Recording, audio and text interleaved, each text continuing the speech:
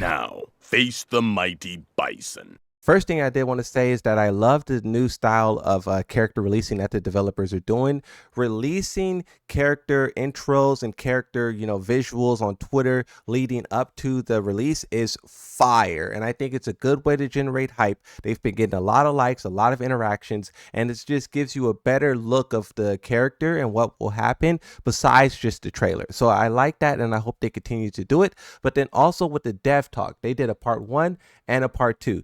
This was also amazing. In the past, they've been having problems with the Tekken talk and how it was long, it was bloated, and a lot of people just got bored halfway through. They also left feeling like it didn't answer all their questions. I hope that they continue to do the dev talk leading up to each character's release as well. Once you talk about how balancing will be done, maybe they will need to bring the Tekken talk back, but at least they will have the dev talk to keep all of that information separate and satisfy the players. But then also, you're not really wasting that much time with this and that. I love this new style. I think the way that they led up to the release of Mazu was perfect, and it was probably the best launch of a character that we've seen so far, and it should definitely continue to do so. You also have brand new looks at Mazu's artwork. You have this one here, which is her character panel. They even goonified it a little bit right there. You have this, which is a wallpaper that you could download and use this as wallpaper. This is a really cool artwork. I'm not sure if this will be one of her panels in game, but still exclusive artwork. One thing that I also want to talk about, this goes back to the previous video I made. I will try to make this as short as possible.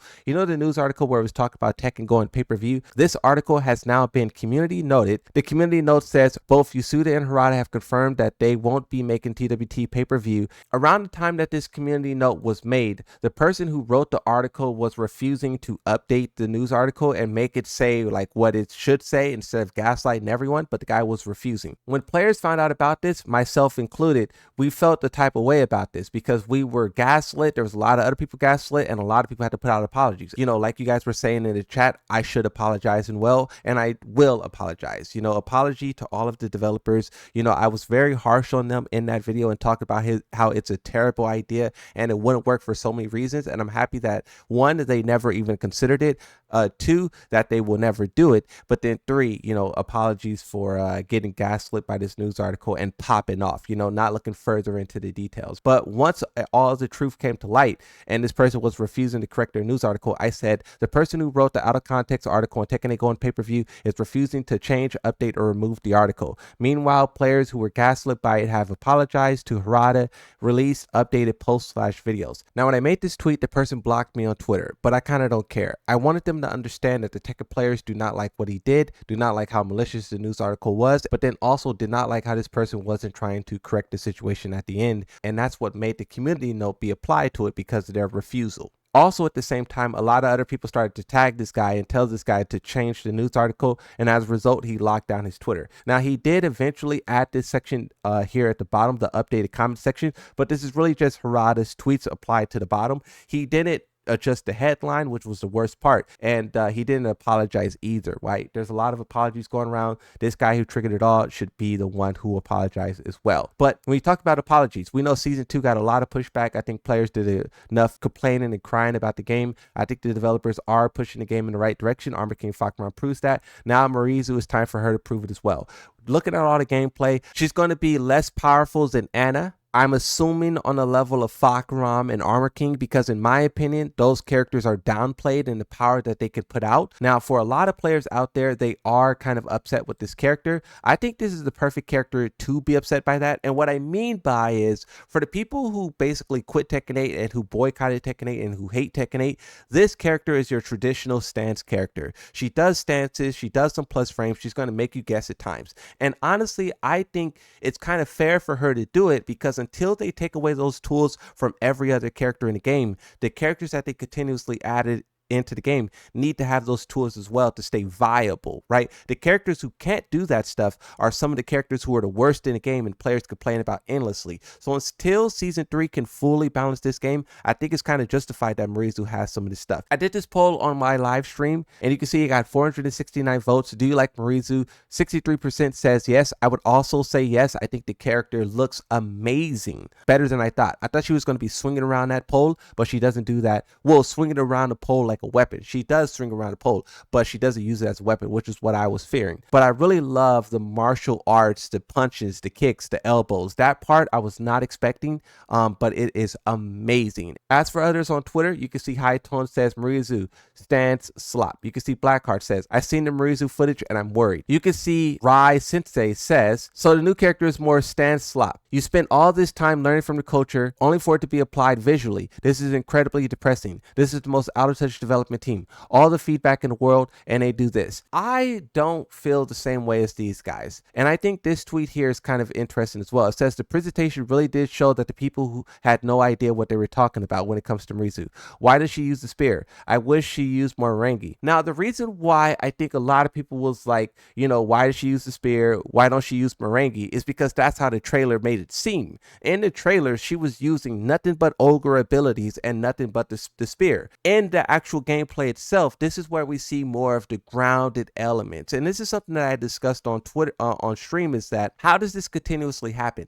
How does these trailers make us think that the character is one thing, but then the gameplay says another? We did it for Armor King. We thought he was going to be a guard break monster. That's not true. Of course he can do it, but it's not the defining trait of the match. We thought Armor King was going to be a grab fest, but he's no different than King in a lot of ways with his grabs. And I would argue, I need more experience, but so far I would argue that he is even less of a grabber than King. Mazu, they showed her as this sword using, ability using character, and we found through gameplay that that's not. That's why I like her so much, because I was like, wait a minute, where was all of this in the trailer? That left right heat engager, that hook, that was amazing. But continuing on, when you talk about how viable this character is actually going to be, you talk about like tournament viability. Super Kuma says, I think Mazu will be great fun to play. She seems very strong, but not on the levels that we haven't seen before. I say she looks weaker than Anna for now, which is good. I wish she didn't have so many safe counter hit launchers though. And all of this stuff could and will change as time goes on, but this is just players giving their early feedback of what's happening now, right? On the topic of what comes next, Event Hub a couple of days ago, they did a poll. However, before that poll can conclude, people botted the poll and they ruined the results. An unknown group of players are using bots to manipulate the results. Lei, Josie, Kunimitsu, Eliza, and Katarina all gained over 500 votes in one day. I tried to tag event hubs to make them aware of the situation, but I guess the message just didn't get through. This was the third time that a large-scale poll for returning Tekken characters was ruined by bots. You know, Harada tried to do polls in the past, and people botted those polls. You can see here the final results where you have Eliza, Kunimitsu, Lei, Katarina, all of these characters are in the top 10. Before the bots hit this, those characters were not there.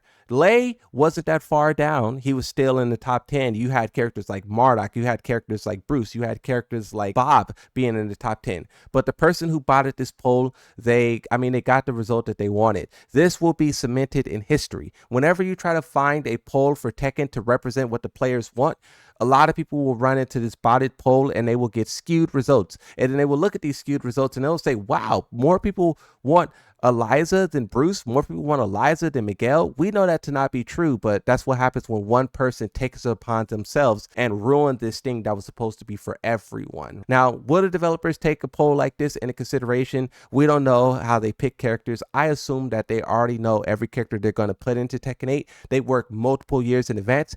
At this time, they're probably already deciding and working on season 4 if we're going to get that far, right? But if we are, they know, right? But this poll was a good thing, but it was ruined by bots. Something else that I want to talk about, and I think this is important for the future of Tekken, you have AI and its capabilities growing day by day. You have a modder here who says season 3 leaked, and it says, sorry, it's just AI. And you can have this image here where it's a very, very realistic look of like what Kira Kazama could look like paired up with Anna. You have this image here of this character. I don't know the name. Is this Kenshi from Mortal Kombat? I don't know. I see a crowbar in the hand. You also have some other screenshots as well where people were AIing characters into the Tekken 8 main menu. And I just wanted to make you guys aware of this now so that you know, like if you ever run into something like this, now we really can't just like assume something is real. AI has evolved so much to where it looks very convincing, very real. And you can see people are already like starting to create crazy work with it. So just be on the lookout if you see a wild guest character for Tekken 8 in the menu or in the gameplay, just know that it's probably AI, and then verify, double check before you go around celebrating or posting it places. This is also a part of the bigger problem with GTA 6, where there's a lot of people doing AI videos. Now, Tekken hasn't evolved to that point where people are making full-fledged AI videos, but Tekken players are starting to pick up these tools as well.